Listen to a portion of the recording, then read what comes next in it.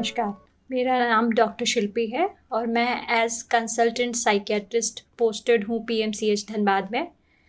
आज मैं आपको बताना चाहूँगी कुछ स्किज़ोफ्रेनिया के बारे में। यह एक मानसिक अवस्था है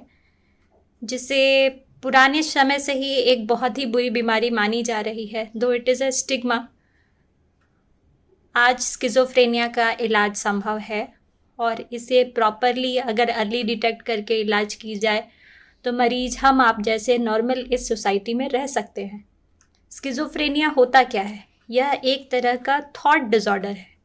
और in the normal what we can say it is a formal thought disorder, यानी जो हमारे सोचने की क्षमता होती है उसमें विकार आ जाना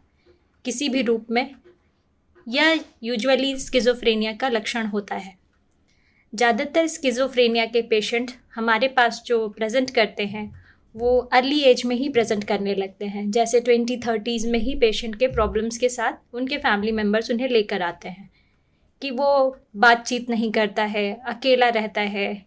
कुछ कंडीशंस में बहुत गंदे रहते हैं, एक day to day life structure में जो उनकी रिस्पॉन्सिबिलिटीज़ होती है वो नहीं निभाते हैं,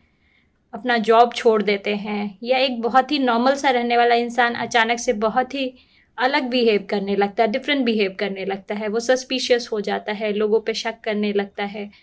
उसे ग्रुप में होते हुए भी वो उस ग्रुप का पार्ट नहीं होता है, जैसे वो किसी और दुनिया में हो, अपने में बुदबुदाना, नींद अच्छे से नहीं होना, ज़्यादातर रात में वॉन्डरिंग टेंडेंसी होना, कभी कभी केसेस में पेशेंट घर से बाहर भी चले जाते हैं और फैमिली मेम्बर्स हमारे पास आते हैं कि ये रात में या कभी भी 2-3 दिन के लिए गायब हो जाते हैं।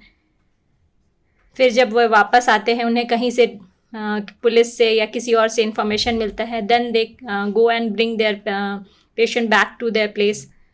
और जहाँ तक ये सब तो एक नॉर्मल फीचर्स हुए जिसके लिए पेशेंट हमारे पास आते हैं, जो उनके फैमिली मेम्बर्स लेकर आते हैं। जब हम उनसे बात करते हैं तो हमें बहुत सारी चीज़ें और भी मालूम चलती है कि यूजुअली अ स्ट्रेसफुल इन्वायरमेंट विच में बी एसोसिएटेड कि उनके चाइल्डहुड की हिस्ट्री रही हो या फिर उनके साथ कुछ अब्यूज़ हुआ हो या किसी का फैमिली में रन कर रहा हो, मेंटल इलनेसेस रहे हों, तो उनमें बहुत ज़्यादा रिस्क होता है कि they can develop it. Genetic preponderance एक बहुत कॉमन फीचर है जिसमें हमें बहुत बाद में भी दिखता है कि स्किज़ोफ्रेनिया डेवलप कर गया है, इवन लेट एज में भी डेवलप कर जाता है। ट्रीटमेंट की जहाँ तक बात हुई, अगर पेशेंट को सही टाइम पे इलाज शुरू कर दिया जाए तो पेशेंट बहुत जल्दी इम्प्रूव करते हैं। कुछ कंडीशंस ऐसे होते हैं जो हार्ड टू ट्रीट होते हैं, लेकिन most of the other types of schizophrenia can easily be treated. So it is very good कि अगर हम पेशेंट को अवेयर करके उन्हें जल्दी इलाज दे पाएँ तो दैट विल बी बेटर कि हम उन्हें जल्दी रिहेबिलिटेट भी कर पाएंगे सोसाइटी में, और वो इस विकृति के कारण उनकी लाइफ स्पॉइल नहीं होगी और वो जल्दी ही इस सोसाइटी का पार्ट बन के अपना योगदान दे सकते हैं।